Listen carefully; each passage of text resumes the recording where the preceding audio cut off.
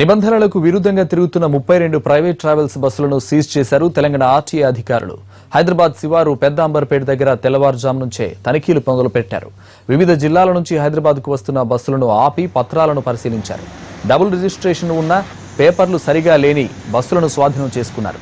ప్రయాణికుల భద్రత విషయంలో రాజీ లేదంటున్నారు ఆర్టీఏ అధికారులు.